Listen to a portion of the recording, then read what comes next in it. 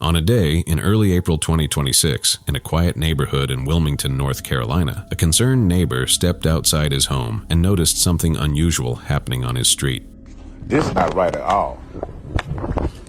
Hey, bro, where your people at? Huh? You okay? You okay? Come on, let's go home. I'm gonna take you home, okay? Okay. Come on. Come on.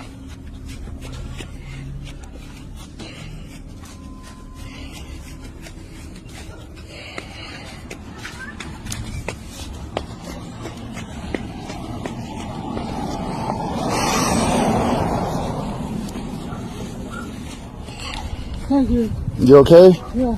Okay. I got you. Thank you. You're welcome. A man named Jonathan Morris Pigford saw an elderly man walking alone down the road. His name was Brett. He was wearing only an orange t-shirt and an adult diaper that was clearly soiled. He appeared confused, unsure of where he was going, and there was a strong smell of urine as he moved slowly along the street. Situations like this can happen with elderly people who suffer from memory problems, especially those with dementia, where wandering is common. At first, it seemed like a case where someone simply needed help getting back home. Jonathan approached him calmly and tried to guide him back toward a nearby house, but as they got closer, something changed. You can turn around and go back the way you came. Turn around and go back the way you came. Turn around and go back the way you came. Why? What? What do you mean? He's wet. What are you talking about? He just is not supposed to be out here. He's going to go all the way back the way he's supposed to go. Where is he supposed to go? Don't he live here? He knows. He knows what? Where he's supposed to go. Are you supposed to be out here? No. Well, why would you make him go way back down there? To teach him. It's like To teach him what? Yeah, that's what happens when you get old. No. You don't know half things that you have. You don't know what you're talking about. No, I do know what I'm talking You about. have no idea. Yeah, I know exactly. Yeah, I'm about to mind yours. Because I know you f***ing just using them for a check, you piece of shit. You got this man doing this shit in his pampers, or you can. I'll call the police right now. I'll call the fucking police. That man in a fucking pamper wet. Call him. And you gonna make him go back down the street? You stupid mother. Make him walk the way he needs to walk. What do you mean the way he need to walk?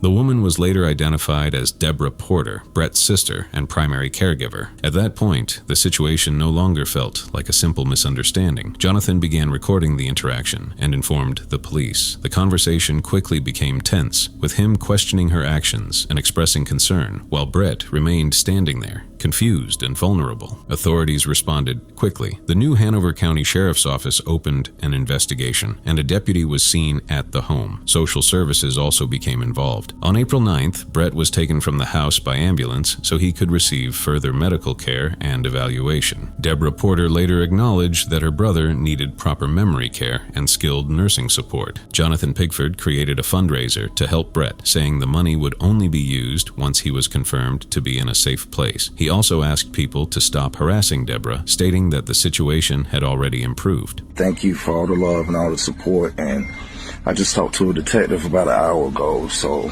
I sent him the video, so I mean, she's definitely being investigated.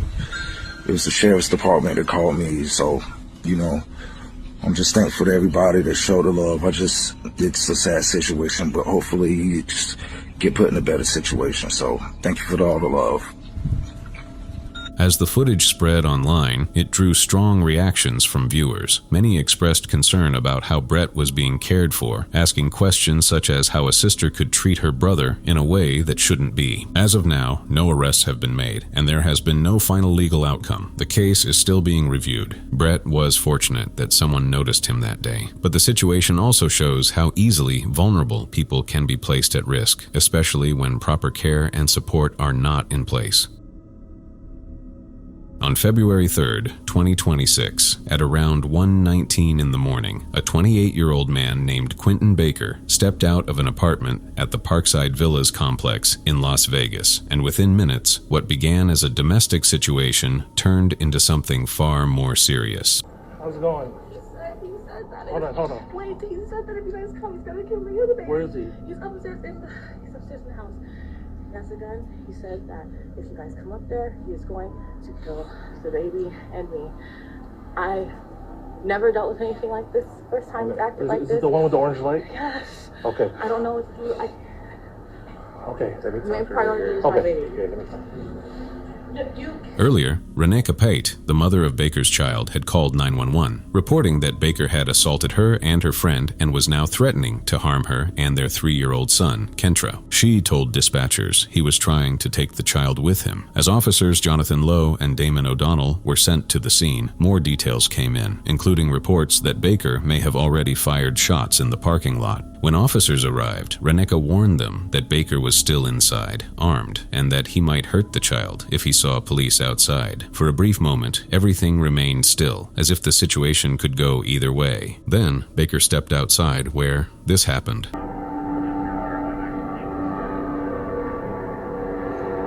I'm moving on the stairs. Move on the stairs. He's holding the kid.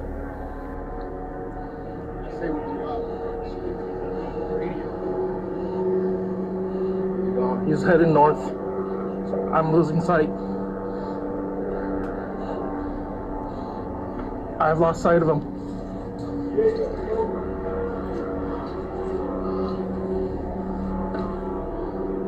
Hey, he's coming towards us. Coming towards us. Hey! Show me your hands. Show me your other hand.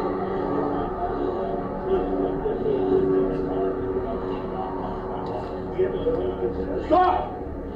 Yep. Stop! You got a gun to the chest? You have something? Gun! Back, back. Go, back here. Hey, you need to put that down. No.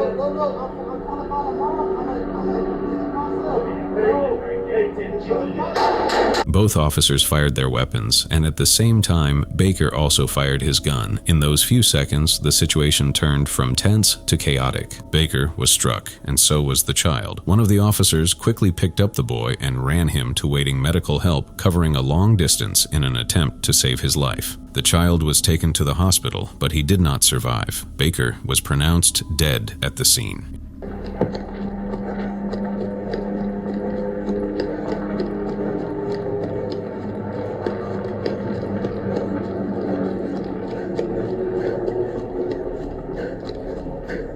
Sorry, buddy. It's okay. Hey, open the gate! In the days after, the Las Vegas Metropolitan Police Department stated in their preliminary findings that the fatal injury to the child came from Baker's own firearm during the exchange. The case, now labeled as an officer-involved shooting, remains under review. Through the course of the investigation, detectives were able to determine that the child was struck in the head by a close contact gunshot wound when the suspect discharged his weapon. It was also discovered that one of the rounds Baker fired ricocheted and struck one of our officers in the foot. What that would state with all of his intentions is he's trying to fulfill what he already said that he was going to do and wanted her to witness this. But officers can't allow a guy with a gun pointed at a child to continue to advance and put more people in jeopardy, more people in harm's way. That can't happen. So this is the choice that the officers were confronted with, and this is why policing is not pretty, and it's very difficult, and officers are tasked with responsibilities that some people will never face in their entire life. They have to make these kind of choices. However, Reneka Pate later questioned parts of the official account. On February 27th, she and her legal team, including attorney Ophelia Markarian, announced plans to file a wrongful death lawsuit. As of now, there has been no final court decision or settlement. We will ask for body cam footage because I know what I saw and I know how they went around. He did not have a weapon. He was carrying my son, walking towards the officers. All, I want to say 7 or 8 officers had their weapons fully drawn. They were commanding him to stop, but he was not. He was not armed, and he had my son, so he didn't stop, and that's when the officers all opened fire. Situations like this are difficult to fully understand, even after investigations are complete, often leaving open questions about what could have been done differently that night. In the end, a child lost his life, and a family was left with questions that may take a long time to answer. On April 2, 2026, in Bushnell, Florida, a routine afternoon school bus route turned into a situation that no one on board expected. If you saw my last video, I covered a similar bus accident that happened not long ago. The same situation occurred again this month. Sumter County School District Bus 2517 was carrying 29 middle school students and one adult aide home from South Sumter Middle School and South Sumter High School. It was a normal route, one the driver had completed many times before. The driver, 67-year-old Yvonne Marie Hampton, had been working with the district for over 10 years and had no major issues on record up to that point. So, as the bus continued along its route, it approached a railroad crossing at East Central Avenue and North Market Street. Instead of stopping, the bus continued forward. At the same moment, a CSX freight train approached the crossing. The bus had almost cleared the tracks when the train struck the rear of it, clipping it with force as it passed through. Because the impact was only to the back of the bus and not a full collision, the situation did not become as severe as it could have been. The students remained in their seats, and while the bus was damaged, it did not overturn or derail. But the students inside were terrified, as anyone in that situation would be.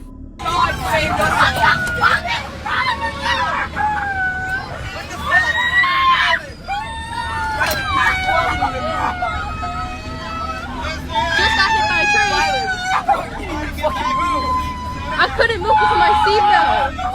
Emergency responders arrived quickly, and everyone on board was evacuated safely. There were no serious injuries reported. In the days that followed, the driver was removed from her position and later arrested. She was charged with 29 felony counts of child neglect, along with additional charges related to reckless driving. She was released on bond under strict conditions, including no contact with the students and no operation of any school bus. The school district reviewed the incident and has since changed routes to avoid that crossing while also examining its safety procedures. As of now, the case is still ongoing, and no final decision has been made in court. For many people, the incident raised a simple but important question: how a situation with clear warnings, working safety systems, and a familiar route could still come so close to ending much worse. Everyone walked away safely that day, but the outcome could have been very different if the timing had changed even slightly.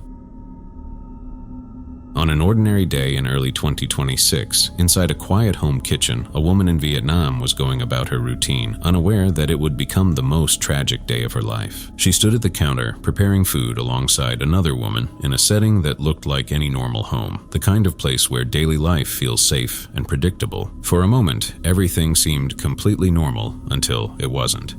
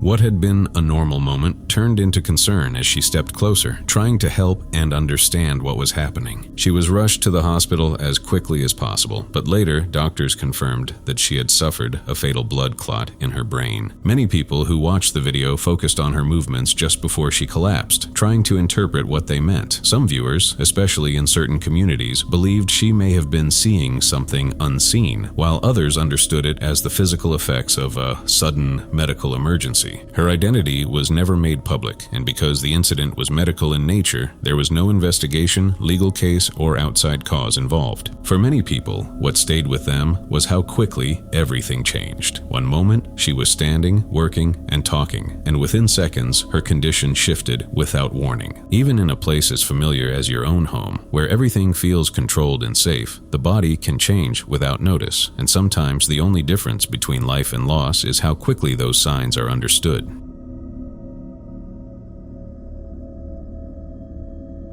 On December 17, 2019, 26-year-old Mellisha Jackson was at home inside her apartment at the Kalmia Apartments in Graniteville, South Carolina, spending a quiet evening with her 1-year-old son, Elijah, and a few relatives. It was an ordinary night, the kind where nothing feels out of place and no one expects anything to go wrong. Inside the apartment that night, there was a sense of comfort. Family members talking, someone cooking downstairs, and a young mother holding her child, believing they were safe inside their home. But later that night, as the evening continued, 3 individuals approached the back door of the apartment where this happened.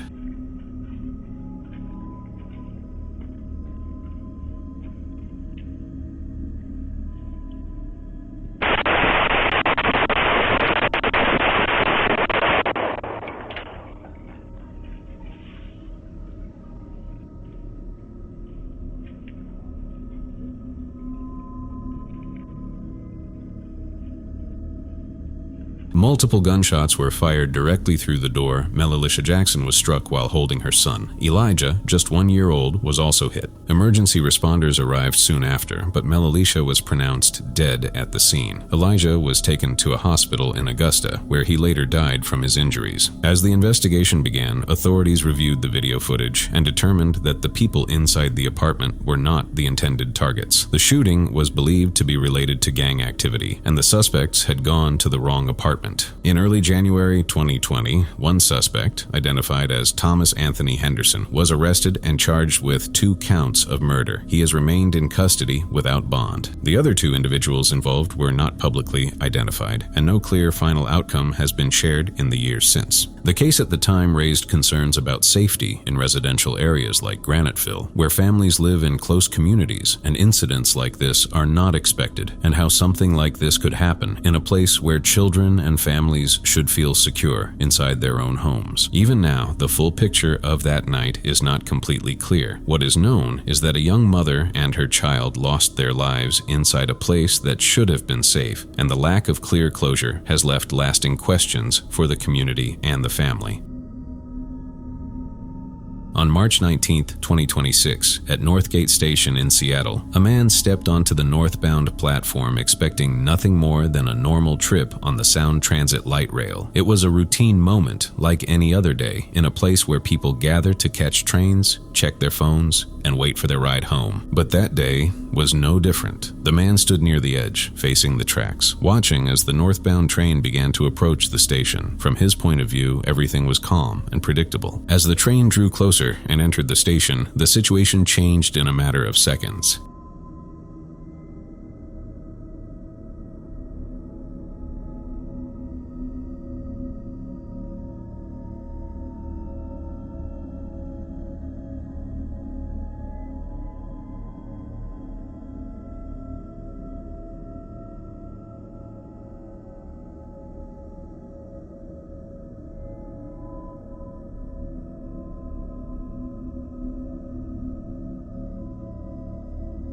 A 26-year-old man, later identified as Eliseo Melendez, suddenly stepped forward and pushed the rider from behind, forcing him toward the tracks just as the train was arriving. The man stumbled forward, but managed to catch himself and stay on his feet. The train slowed as it came into the station, and what could have turned into a fatal incident instead ended with no physical injuries. After the second push, Melendez ran from the station on foot. The rider remained at the scene, shaken but unharmed. In the hours and days that followed, many people began to question how something like this could happen in a busy, monitored public space. There were also discussions about safety measures on transit platforms, including the lack of physical barriers between passengers and the tracks. The train's camera also captured the exact moment when Eliseo pushed the man onto the tracks.